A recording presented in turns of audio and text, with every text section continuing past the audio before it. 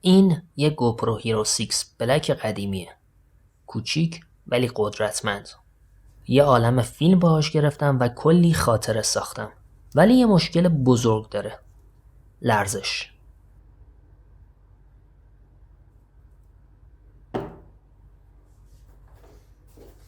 بعد از چند سال این دستگاه رو گرفتم.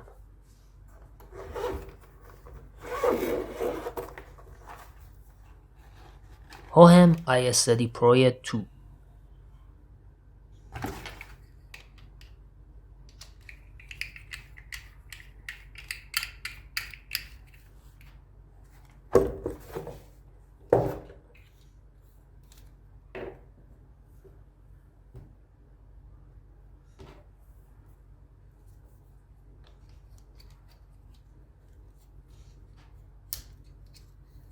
یک گیمبال که گوپروهای 3 تا 7 رو میتونست ساپورت کنه و کلی لرزش فیلم رو میگرفت. در عین ارزونی یه چیزی حدود $99 قیمت داشت. کاملا قابل اعتماد بود.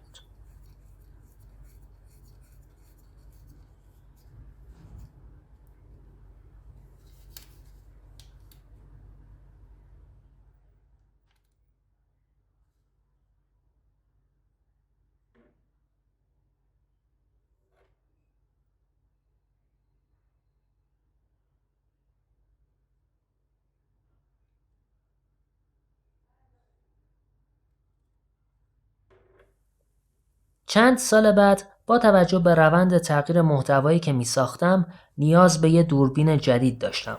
گوپرو هیرو 10 با ویژگی های منحصر به فردی که داشت، از میکروفون قوی تر تا سیستم لرزشگیر داخلی کارآمد. بهش میگن گیمبال کیلر. ولی هنوز هم گاهی لرزش هایی داره.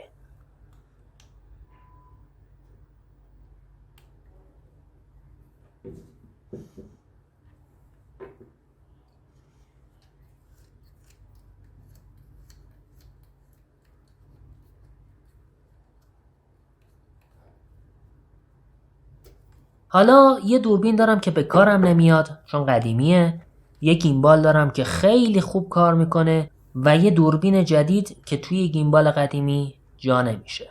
خب حالا چیکار کنیم؟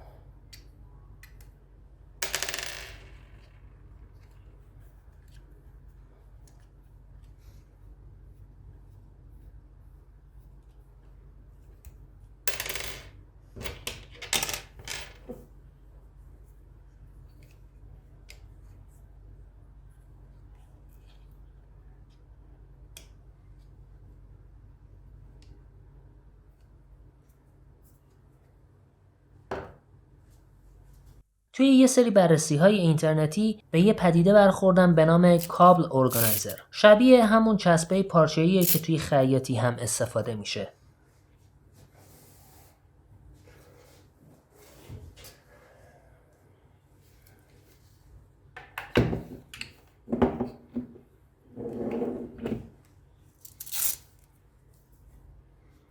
حالا با استفاده از این چسب سعی می‌کنیم دوربین رو روی گیمبال فیکس کنیم.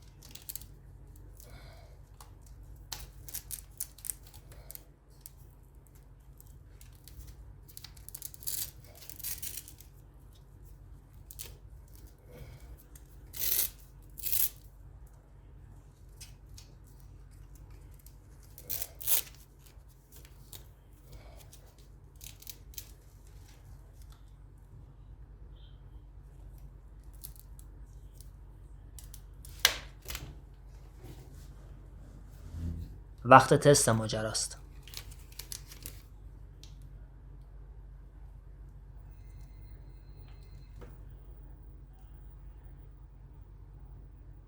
چسب به نظر محکم میرسه و دوربین از جاش تکون نمیخوره. این یعنی موفقیت.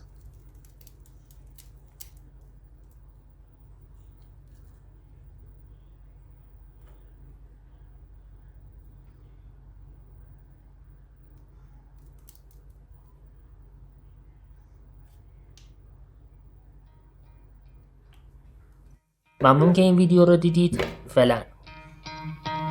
You could try to play but you're never gonna beat me. Look the other way, what I'm doing ain't easy. Bloody hands stained from the people who deceive me. Muddy hands break through the chains, go free me.